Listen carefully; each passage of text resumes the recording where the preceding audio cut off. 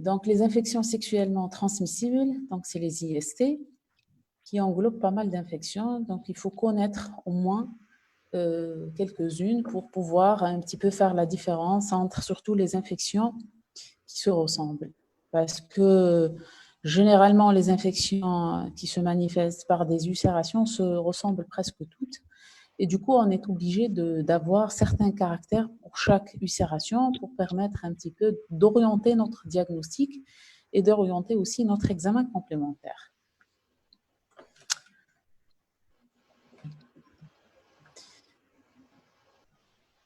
Donc, la syphilis, c'est une maladie infectieuse qui est due à une bactérie, le Treponempal, transmission essentiellement par voie sexuelle. C'est une maladie qui peut atteindre donc la peau et les viscères, mais à travers la peau, on peut donc déterminer qu'il y a d'autres atteintes. Donc, vu l'accessibilité de l'examen clinique cutané, ça va nous permettre un petit peu de poser le diagnostic.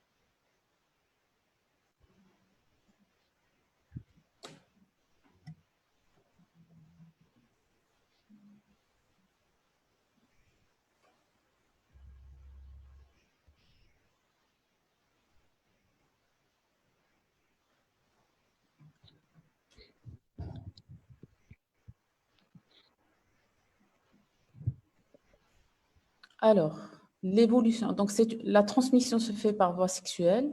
C'est une maladie qui peut atteindre la peau et les viscères. L'évolution donc naturelle se fait par différentes phases. On peut avoir une syphilis primaire, secondaire, ainsi qu'une syphilis tertiaire, c'est-à-dire la toute dernière manifestation. Et chaque phase va se manifester par un certain type de signes qu'il faut les connaître. Le pronostic dépend toujours du stade. Plus le diagnostic est posé tôt, plus on évite la dissémination des autres viscères. Donc, du coup, faire très attention sur les ulcérations qui se localisent au niveau de la région génitale, que ce soit chez l'homme ou bien chez la femme. Donc, j'ai dit bien que tous les autres viscères peuvent être atteints par cette bactérie-là. Donc, le traitement, il est très bien codifié. Reste dominé par quoi? Donc, le schéma des pénicillines, c'est-à-dire le traitement par l'extensiline. Donc, ça a été toujours utilisé et ça donne de très, très bons résultats. La prévention reste un petit peu le volet important de la prise en charge. Plus on protège, surtout par rapport c'est-à-dire l'utilisation, je dis bien, des préservatifs, donc éviter donc c'est-à-dire les rapports avec différents donc personnes, tout ça. Donc, parce qu'actuellement, on voit bien que la syphilis, on voit pas mal de cas de syphilis actuellement par rapport à ces, c'est-à-dire, on va dire, la non-utilisation, surtout par rapport à la non-utilisation des moyens de protection. Pour la classification, on a la syphilis primaire ou bien précoce et deuxièmement la syphilis tardive. Est-ce que vous êtes là, oui ou non? Alors, est-ce que vous êtes là? Très bien. Donc, la syphilis précoce regroupe la syphilis primaire, la secondaire et de sérologie précoce. Et la syphilis tardive, elle regroupe la tertiaire ainsi que la syphilis de sérologie tardive. Donc, vous allez connaître, vous avez la syphilis précoce et la syphilis tardive. La précoce regroupe, je dis bien, la primaire, la secondaire et la syphilis sérologie positive ou bien précoce. L'autre, elle regroupe la tertiaire. Ici, on est dans l'atteinte un petit peu viscérale. Donc, il y a une dissémination un petit peu de la bactérie vers les autres viscères. Mode de transmission, donc il est sexuel. Ce sont des lésions qui peuvent se manifester au niveau des régions muqueuses ou bien des régions cutanées. Donc les lésions muqueuses, je dis bien la muqueuse buccale ou bien génitale. Les deux muqueuses peuvent être atteintes. Donc, les lésions muqueuses qui sont très contagieuses, donc plus la lésion elle est soinante et humide, plus donc elle est très contagieuse. Le chancre syphilitique primaire ainsi que les syphilis érosives de la syphilis secondaire, qu'on va les voir tout à l'heure.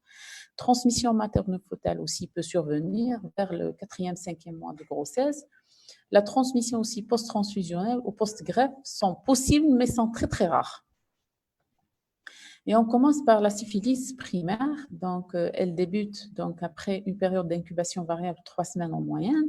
Elle est caractérisée par un complexe primaire. Le complexe primaire contient le chancre plus l'adénopathie. Donc, un chancre syphilitique plus une adénopathie.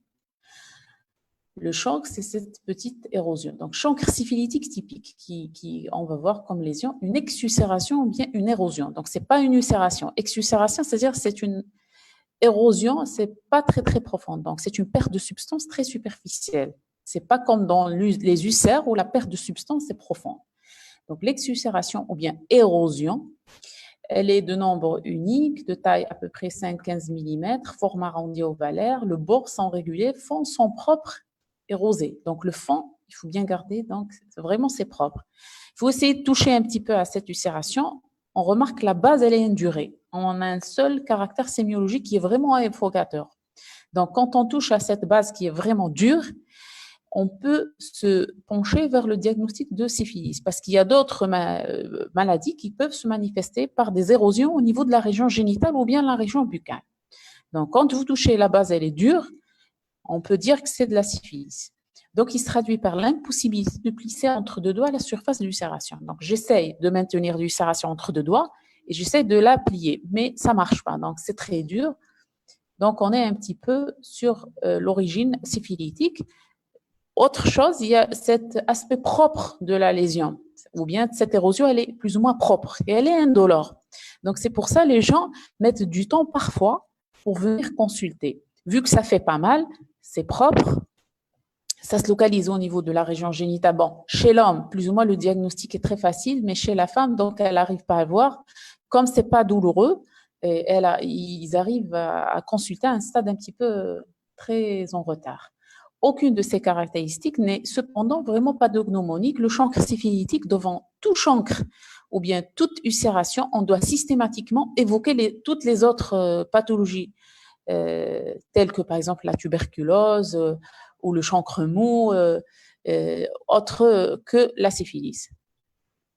Donc ça, c'est l'aspect typique d'une exulcération. Ici, ça se localise au niveau de la région buccale, au niveau de la partie latérale de la langue. Donc, vous voyez bien que l'ulcération, elle est un petit peu propre. Donc, le fond, il est propre. C'est pas vraiment purulent. Et quand vous essayez de plier l'exulcération, donc, c'est très dur. Sur le plan évolutif, elle disparaît en général dans la 6e semaine sans laisser aucune cicatrice, sauf pour un chancre vraiment creusant. Parfois, persistance au-delà de l'éruption.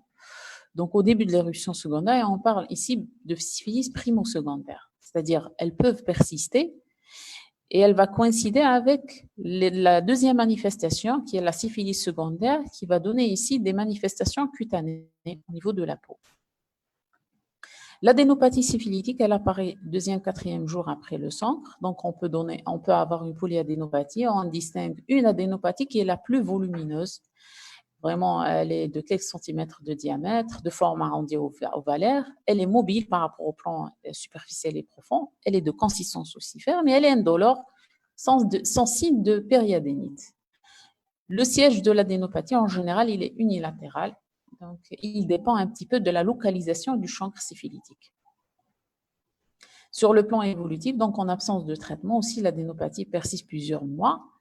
Traitée, elle va disparaître avec le chancre. Maintenant, on passe à la syphilis secondaire. Donc, syphilis primaire, c'est chancre syphilitique plus adénopathie. Exulcération plus adénopathie.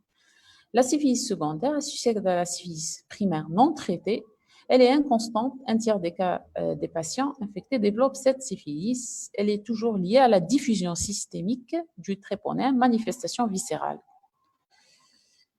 Quelles sont les manifestations dermatologiques que je peux voir? Donc, on peut avoir une première floraison. On parle de syphilite maculeuse ou la roséole syphilitique. Donc, au début, on va avoir des lésions maculeuses.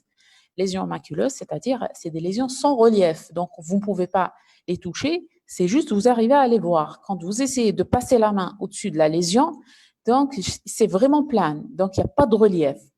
Parce qu'après, on va voir du relief dans la deuxième floraison. Donc, pour la première floraison, c'est une syphilis maculeuse. La roséole syphilitique est la première éruption de la syphilis. Ça survient dans les 6 premières semaines de chancre. Elle passe souvent inaperçue, peu constante et transitoire.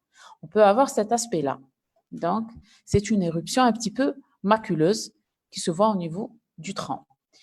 La lésion est constituée de macules, donc c'est des lésions planes sans relief, de taille 5-15 mm. Elle est régulière, plane, souple, elle est non prurigineuse pour éliminer d'autres diagnostics et de couleur rose clair très caractéristique.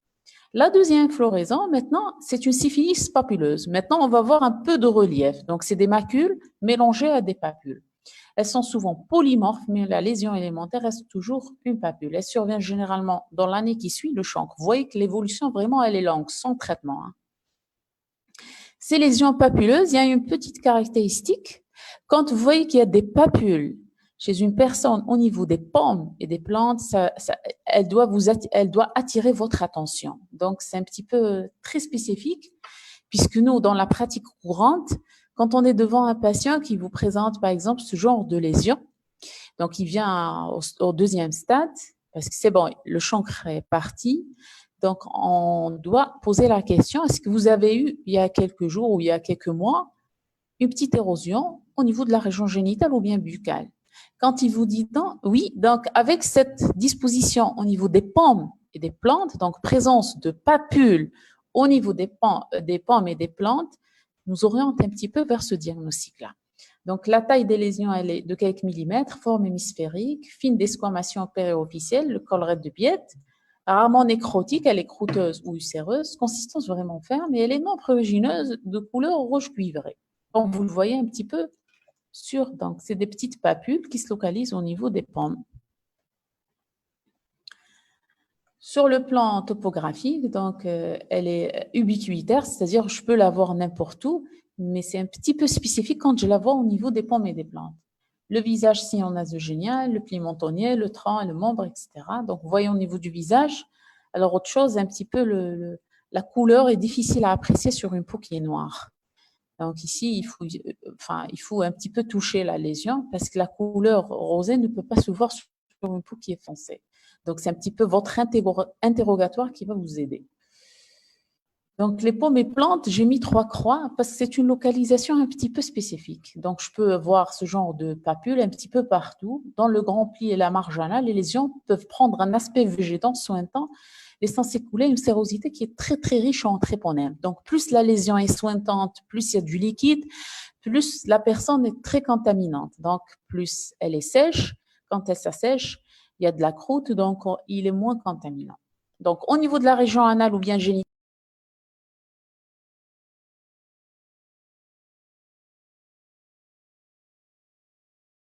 en quelques semaines sans laisser de traces ou bien de cicatrices. Quelles sont les manifestations fanariennes? Ici, on va voir les fanères, c'est-à-dire cheveux et ongles. On peut avoir une alopécie en claircière. Les sourcils et les cils et la barbe peuvent aussi être atteints, c'est-à-dire on va voir une pseudo-alopécie, mais vraiment très diffuse. Apparition d'une réaction au niveau de la périphérie de l'ongle, qu'on appelle le périonyxis, c'est-à-dire une inflammation au niveau de la périphérie de l'ongle. Quelles sont les manifestations extradermatologiques? Donc, on peut avoir un syndrome général tel que fièvre avec une asthénie prolongée. Donc, c'est des gens qui vont se plaindre d'asthénie chronique. Les atteintes viscérales sont vraiment importantes. On a beaucoup d'atteintes viscérales, des adénopathies, des splénomégalies, atteintes à type ostéo-articulaire à type d'arthralgie ou d'arthrite, manifestations hépatiques type hépatite syphilitique qui se manifeste par une cholestase, un syndrome de cholestase, manifestation ophtalmique, donc pupille, uvéite, névrite,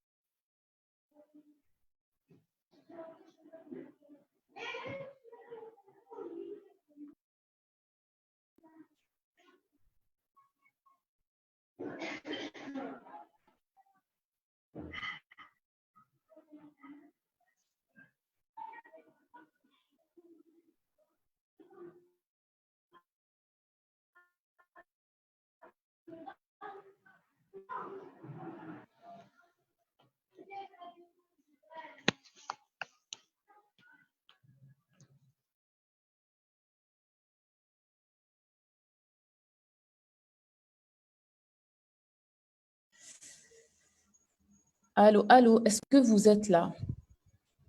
Très bien. Oui. Donc, il y a des coupures, il faut juste être un petit peu patient parce que c'est un problème de réseau Internet, Wi-Fi, machin. Donc, il ne reste pas beaucoup. Heureusement que c'est notre dernier cours.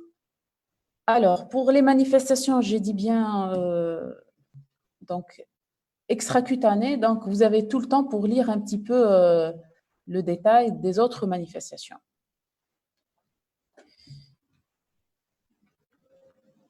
Donc, tous ces symptômes, dermatologiques ou bien extradermatologiques, ont pu apparaître sur une période à peu près de 2 ans. Vous voyez un petit peu, l'évolution, elle est vraiment longue. Et disparaissent à la fin de la 2e année sans laisser de séquelles. Sur le plan paraclinique, donc le tréponème il ne se cultive pas in vitro. Le diagnostic phylitique peut se faire par la mise en évidence du tréponème lui-même au microscope au fond noir ou bien indirectement par la mise en évidence de la réponse spécifique par des anticorps. Le diagnostic sérologique, normalement, vous savez, c'est l'utilisation, donc tout ce qui est TPHA et VDRS, c'est-à-dire ce qui est disponible chez nous, c'est ça. Dans la majorité des cas, l'association d'un test spécifique tréponématose, c'est le TPHA, et d'un test non. Docteur, on ne voit pas le diapo.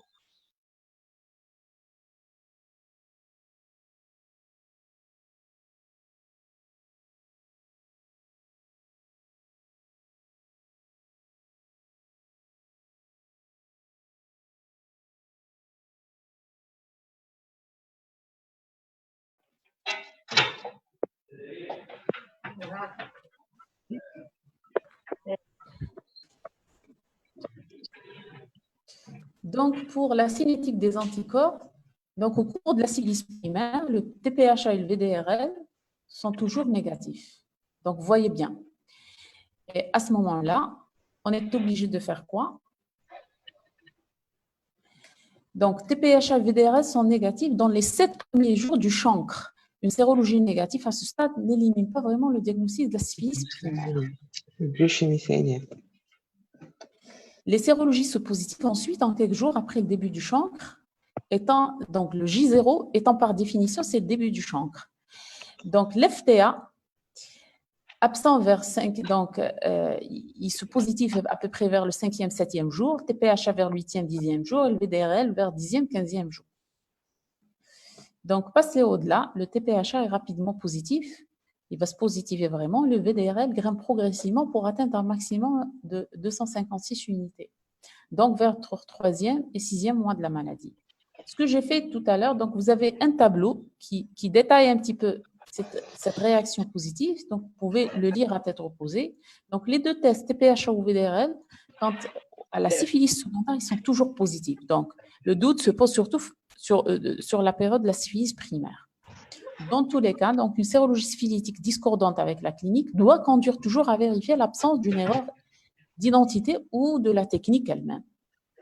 Donc, c'est ça le tableau dont je vous ai parlé. Donc, vous voyez un petit peu, vous pouvez lire à tête reposée, donc les réactions positives et les réactions négatives et leur interprétation. Donc, même chose sur ce tableau-là. Les autres examens, donc la biopsie, on ne doit pas la faire, ce n'est pas une pratique courante, c'est-à-dire devant toute ulcération, on va faire une biopsie, non. Elle doit être pratiquée lorsque le diagnostic est incertain. Et qu'est-ce qu'on va voir au niveau de la biopsie? Donc, on va voir, sur le plan histologique, un infiltrat dermique qui est très riche en plasmocytes. Donc, ça, c'est très évocateur de la syphilis. Donc, quand on a un infiltrat dermique riche en cellules plasmocytaires, donc ça doit nous évoquer un petit peu le diagnostic. Pour le diagnostic différentiel, donc pour la syphilis primaire, en fonction de la clinique, pour la syphilis primaire, quelles sont les autres ulcérations qui peuvent prendre le même aspect que la syphilis ou bien les autres origines? Vous avez les ulcérations génitales mécaniques, thermiques ou chimiques, c'est-à-dire suite à un traumatisme par un objet, ou bien thermique, la chaleur, ou bien par un produit chimique, l'utilisation par exemple de crèmes dépilatoires, tout ça chez les femmes, les aftes génitales, l'herpès et le chancre mou. La syphilis secondaire, on peut voir donc la roséole qui peut évoquer quoi? Une virose, une toxidermie. Pour la toxidermie, je répète, dans la syphilis, la roséole syphilitique, il n'y a pas de prurite. Dans la toxidermie, vous avez toujours un prurite qui est très, très féroce, l'exanthème maculeux. Pour les syphilites, c'est-à-dire les lésions papuleuses, on peut évoquer la dermite séborrhéique, une acné, un psoriasis. Par rapport donc le diagnostic différencié sur le plan sérologique, quand le TPHA est positif, c'est la tryponématose au sens large en particulier, dans les endémies et non ubiquitaire à la syphilis. Si le TPHA est négatif et le VDRL est positif, c'est des fausses sérologies tryponémiques. Par exemple, au cours de certaines maladies auto-immunes telles que, ou bien les maladies systémiques telles que le lupus, on peut voir que la réaction syphilitique est positive. Mais on parle de fausses réactions syphilitiques. D'accord? C'est la fausse sérologie tryponémique. Exemple, surtout dans le lupus érythémateux systémique.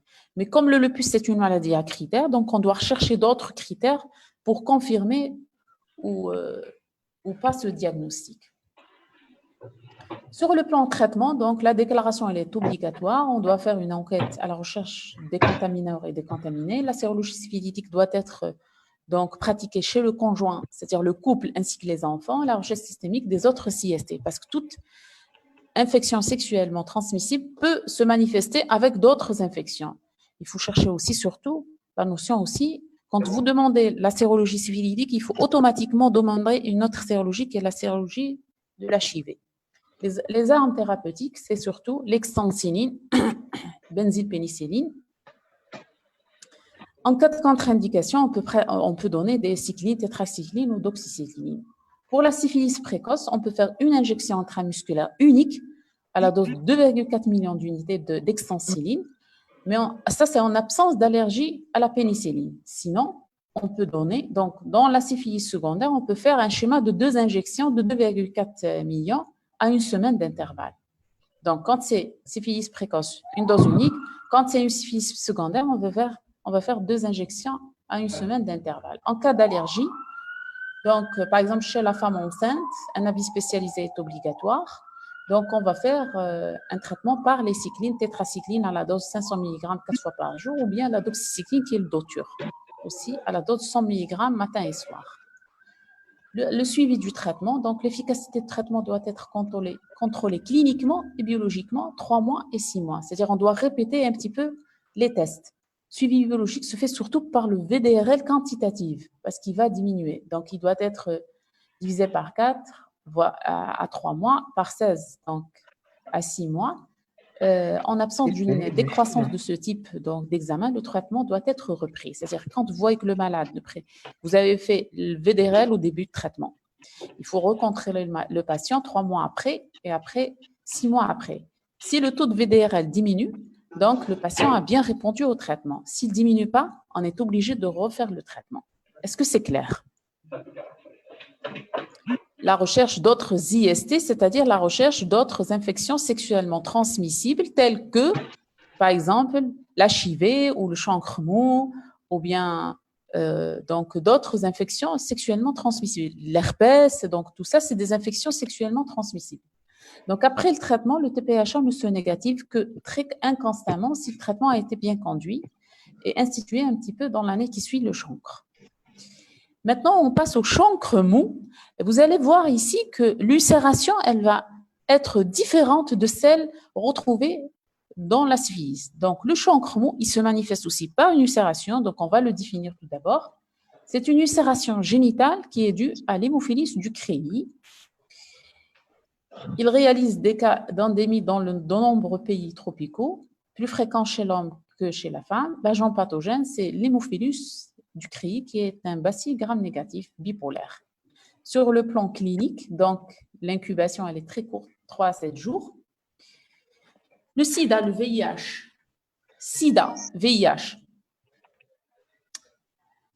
Alors, après, donc, la lésion, c'est une papule qui va se transformer très rapidement en une ulcération d'un diamètre supérieur à 1 centimètre, par opposition au chancre. Donc, on va voir que l'ulcération, elle est plus profonde, elle est sale, elle est purulente, douloureuse. Donc, c'est tout à fait l'inverse de l'ulcération syphilitique. Donc, dans le syphilis, c'est une ulcération qui est superficielle, propre, donc les bords bien nets, elle n'est pas douloureuse, mais ici, dans le chancre mou, donc l'ulcération, elle est profonde, elle est sale, purulente, douloureuse, elle est généralement unique, mais elle peut s'associer à d'autres petites ulcérations.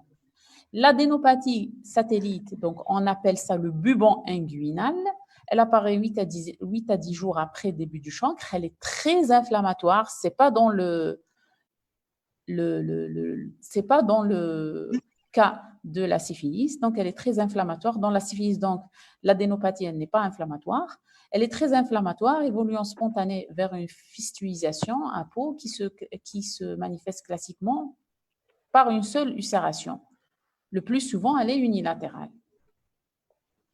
Quelles sont les complications observées chez l'homme? C'est le phimosis, c'est perte de substance cutanée, c'est-à-dire on risque d'avoir un ulcère qui se localise. Sur le plan diagnostique, la mise en évidence de l'hémophilus ducrei donc se fait par examen direct et culture ou bien PCR. Le prélèvement est pratiqué sur les berges de l'ulcération, en particulier par l'aspiration du pus, parce qu'en général, donc cette substance un petit peu ou ce sointement qui contient du pus ou bien des sérosités, il est très très riche en germes. Sur le plan thérapeutique, on va utiliser une dose unique d'azithromycine, le Zomax ou bien Zitromax, ceftriaxone, deuxième position, 250 mg en unième en une seule dose, donc le traitement, il est unique. Les autres traitements utilisés, on peut utiliser ciprofloxacine ou l'érythromycine. L'herpès génital, donc, qui est une maladie aussi, c'est une IST, c'est une infection sexuellement transmissible. Donc, c'est la plus répandue dans le monde. Elle représente la première cause d'ulcère génital. La prévalence de l'herpès génital a augmenté régulièrement depuis une vingtaine d'années. L'agent pathogène, c'est l'herpès simplex viral type 1 ou bien 2. C'est le 2 le plus fréquent que le 1. Réservoir, l'homme, donc c'est toujours l'homme. Mode de transmission, c'est sexuellement ou bien orogénital, donc tout ce qui est les mauvaises habitudes, donc les rapports orogénitaux. La contamination est possible à partir de lésions symptomatiques, mais l'un des grands facteurs de transmission reste l'excrétion virale asymptomatique. Sur le plan clinique, donc l'herpès se manifeste toujours par une primo-infection qui correspond au premier contact avec l'un des deux virus. Donc, elle est souvent asymptomatique. L'incubation, elle est de 2 à 20 jours, donc une vingtaine de jours, plus fréquente et plus sévère chez la femme. Donc, chez la femme, on risque d'avoir une vulvovaginite aiguë très douloureuse, brutale, accompagnée avec de la fièvre et un malaise général. Les lésions dermatologiques, on peut voir des vésicules éphémères sur la muqueuse vulvaire tumifiée avec des érosions arrondies, parfois très aphtobites. Sur le plan topographique, elles siègent au niveau de la vulve, parfois le col, la racine des cuisses et pubis. Donc, vous voyez bien qu'il est donc ce bouquet herpétique, ces petites vésicules qui vont un petit peu coloniser toute la région donc génitale, allant de l'intérieur jusqu'à l'extérieur. Pour les adénopathies, elles sont sensibles, elles sont souvent constantes. On risque d'avoir aussi signe qui est la rétention d'urine avec la dysurie. Chez l'homme, donc la primo-infection herpétique, elle est moins intense que chez la femme, elle est confondue avec l'herpès récurrent. Donc, dans les deux sexes, on peut voir une rectite avec des douleurs anorectales, perte anale, constipation réflexe, parfois des paresthésies des membres inférieurs, ainsi qu'une rétention d'urine. Essayez de suivre le cours au lieu de papoter comme ça avec les cours quelle année. Ça, vous pouvez le faire après en privé, s'il vous plaît. Essayez de suivre ce que je suis en train de vous dire. Parce que, donc, l'évolution, elle se fait en une quinzaine de jours. Ces lésions disparaissent spontanément vers la 6e semaine, sans laisser de cicatrices. Il persiste un haut risque de contagiosité jusqu'à la cicatrisation. Je dis et je le redis toujours, quand la lésion est sointante, il faut toujours faire très attention parce que la personne reste contaminante. Donc, plus la lésion sointante, plus elle est contagieuse. Quand elle se cicatrise, elle s'assèche, donc il n'y a plus de de sérosité, donc il est moins contaminant. On est d'accord sur ça. Les atteintes viscérales, méningoencéphalite et hépatite restent possibles, mais vraiment exceptionnelles. Je peux voir, c'est des hypoesthésies, des dysesthésies. C'est comme l'herpès un petit peu labial. Vous allez toujours avoir des petits signes, donc des brûlures, des hypoesthésies, tout ça, 24 heures qui précèdent l'éruption. Donc, c'est ça le bouquet herpétique. Ici, il se localise au niveau de la région génitale chez un homme. Donc, le bouquet vésiculo-pustuleux évolue vers une petite érosion qui conflue avec des contours polycycliques parce que les vésicules sont très superficielles. Donc, dès qu'ils les touchent, donc, elles vont s'enlever rapidement. Sur le plan topographique, donc, c'est fixe chez le même patient. L'association avec des adénopathies sensibles dans la moitié des cas. L'excrétion virale asymptomatique se définit par la présence intermittente d'herpès sur les muqueuses génitales ou bien buccales. En l'absence de toute manifestation concomitante, c'est le mode majeur de transmission, c'est-à-dire, on va dire, c'est des porteurs sains. Le traitement, la molécule, donc, le chef de file, c'est l'acyclovir, valacyclovir, famciclovir et panciclovir. L'herpès génital, c'est-à-dire quand la personne fait des récurrences, des récidives d'herpès, à ce moment-là, on est obligé de faire donc parfois un traitement par l'acyclovir à la dose 200 mg 5 fois par jour pendant juste 5 jours. On dirait que c'est un traitement préventif. Ou bien valacyclovir qui n'est pas disponible chez nous, 500 mg 2 fois par jour pendant aussi 5 jours. Traitement préventif des récurrences, c'est valacyclovir ou bien l'acyclovir. Maintenant, on passe donc aux urétrites. Donc, les urétrites,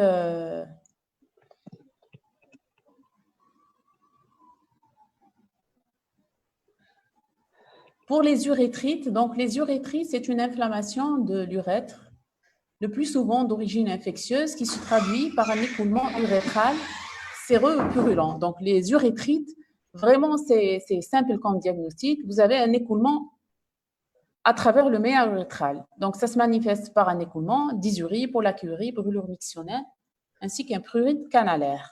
Les deux étiologies majeures sont le gonocoque chlamydia, trachomatis. Elle se définit sur le plan cytologique par la recherche chez le patient de la présence de plus de 5 polynucléaires neutrophiles au frottis urétral et la présence de plus de 10 polynucléaires neutrophiles au premier jet d'urine centrifugé. Maintenant, on commence par l'urétrite gonococcique. Cliniquement, l'incubation elle est courte, en général de moins de 5 jours. Début est également aigu, avec un écoulement urétral purulent. Vous voyez la couleur jaune verdâtre avec dysurie très marquée. Le diagnostic, examen direct au frottis de l'écoulement étalé sur lame et chloréogramme bleu de méthylène, présence de diplocoque, donc c'est une bactérie diplocoque en intracellulaire. La culture sur milieu gélose, chocolat reste examen de référence. En absence de traitement, les complications peuvent survenir, type orchidépidémite aiguë, prostatite aiguë, voire septicémie. Le traitement est simple. On donne du ceftriaxone à la dose 250-500 mg en intramusculaire en une seule injection. Les traitements alternatifs sont ciprofloxacine, ciprofloxacine, c'est le ciprolan, cefixime ou spectinomycine. Le traitement doit être complété toujours par une antibiothérapie efficace contre le chlamydia, parce que généralement, c'est des infections qui peuvent s'associer chez le même patient. Maintenant, l'urétrite à chlamydia. Chlamydia, c'est une bactérie intracellulaire responsable d'urétrite masculine. Donc, elle est actuellement l'étiologie principale de l'urétrite masculine. Cliniquement, l'incubation, elle est variable. Le portage asymptomatique est très fréquent. Signes cliniques en général modérés, rarement les urétrites purulentes, plus souvent écoulement transparent modéré et intermittent aux symptômes urétrites sans écoulement. Quelles sont les complications? C'est les épididémites aiguës. Chez la femme, c'est les salpingites, la stérilité tubaire et les grossesses extra-utérines. Sur le plan diagnostique, la mise en évidence de la bactérie par un frottillon urétral et culture sur un milieu cellulaire se voit positif 3e, 7e jour et la PCR reste l'examen de préférence. Donc, pour le traitement, on donne toujours des cyclines à la durée de 7 jours, donc doture d'oxycycline, 100 mg 2 fois par jour pendant 7 jours, ou l'azithromycine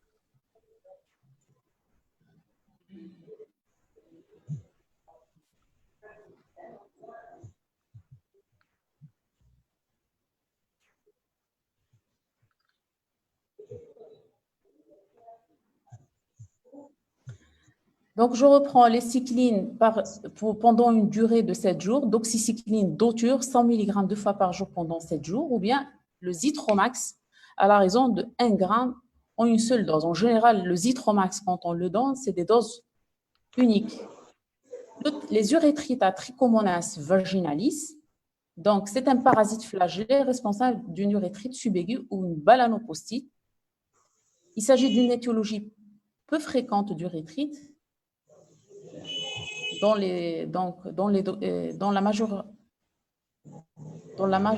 la majorité des pays tropicaux. Le diagnostic repose sur l'examen direct, mettant en évidence le parasite mobile entre lamelles et lamelles dans une goutte de sérum physiologique ou bien culture spécifique. Le traitement, il est traitement minute, c'est-à-dire une seule dose de métronidazole qui est le flagyl à raison de 2 grammes par jour.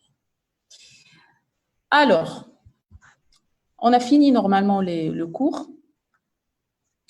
Donc, vous préparez vos questions, vous lisez bien vos cours et vous les préparez parce qu'on va faire des TD. Vous pouvez poser plein de questions. Et pour les gens qui ont des petites interrogations, qui sont en train d'écrire ce genre de trucs, donc on se verra le mois d'août et montrez-vous, on va vous expliquer.